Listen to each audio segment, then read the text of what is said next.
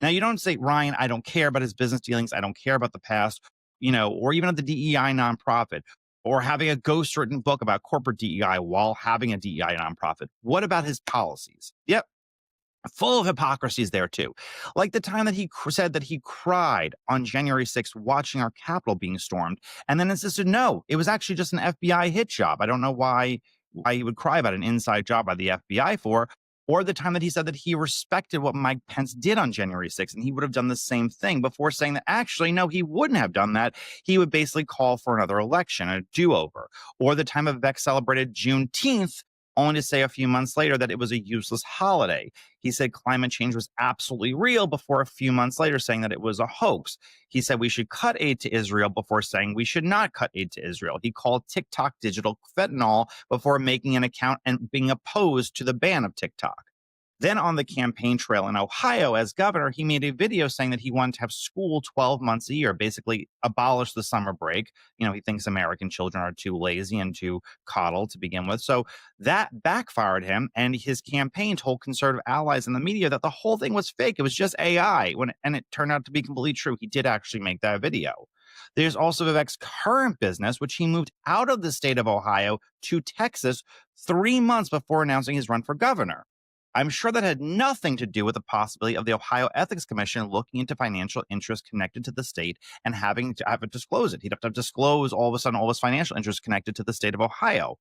Now, I'm sure it has nothing to do with that. I'm sure it makes perfectly sense to move all your jobs 3 months before announcing your run for governor. Shows how good you are a businessman for workers in that state. There can't possibly be anything shady there. Now, there is nothing Vivek Ramaswamy will not do or say at any given moment. This man who has a company based out of Bermuda that could avoid taxes, only registered to vote for president, only registered to vote when he was running for president, and the first job that Doge cut was his because Elon Musk couldn't stand him.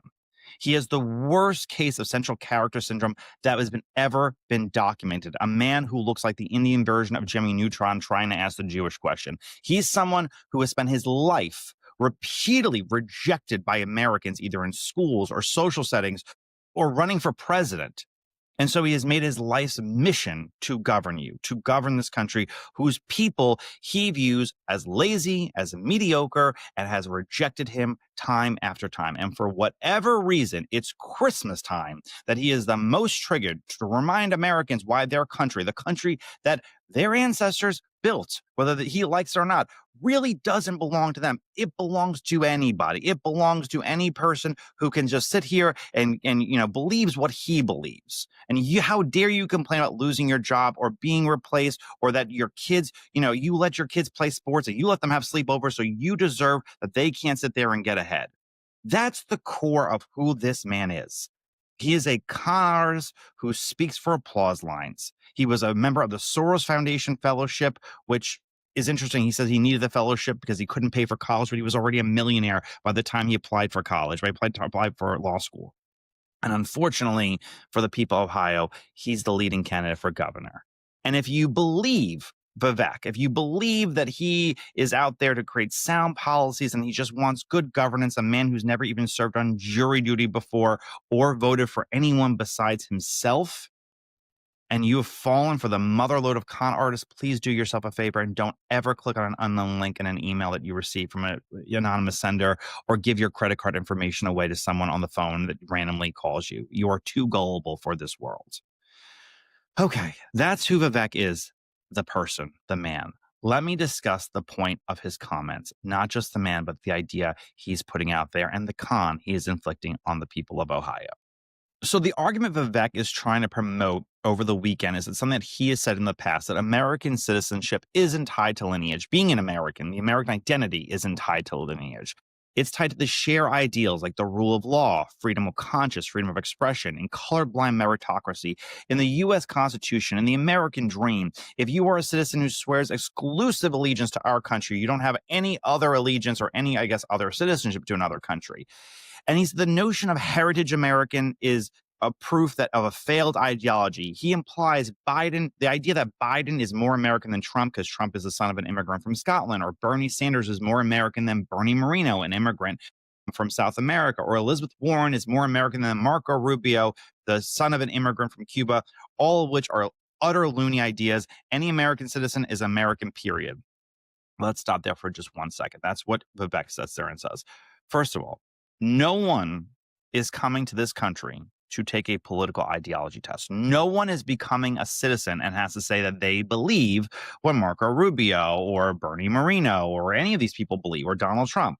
It's literally just a bunch of beliefs he made up as the appropriate ones, right? It's not how to become a good citizen or a real American. It's how to become mostly a good Republican, honestly, is what he's sitting there and saying as his core beliefs. What about people who change their minds? What about people who come to this country and they start out as a Vivek Ramaswamy American and then become liberal? Are they un-American because their opinions changed? Senator Bernie Moreno used to be very progressive as a Republican from Ohio. He supported DEI policies, including $14 trillion in reparations for Black Americans, and he switched his opinion. Was he not an American then, and he is an American now?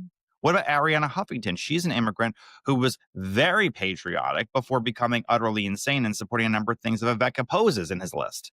Did she lose her American identity because she changed her mind? Because that's what Vivek's saying. It's just a state of mind. Also, what's Vivek's plan for all these non-Americans living in our country?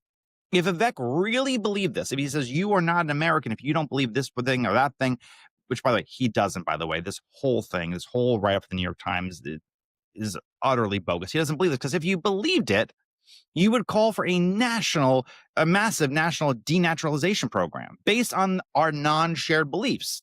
Hassan Piker, a bisexual Twitch streamer, is actively supporting communism and is recently in China talking about how great their system is. Is he going to be denaturalized?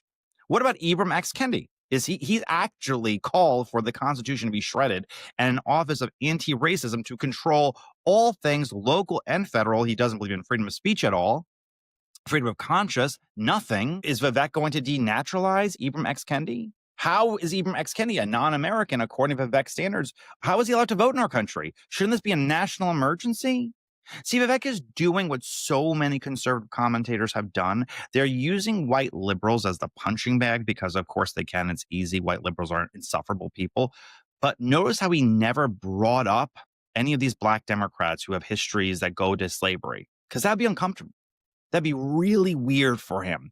He doesn't want to sit there and talk about how the descendants of slaveries have no lineage to this country. Their lineage doesn't matter because it is such a part of not only American identity, but definitely a Black American identity. So no, he attacks Elizabeth Warren because it's easy to hate her. She's annoying. I get it.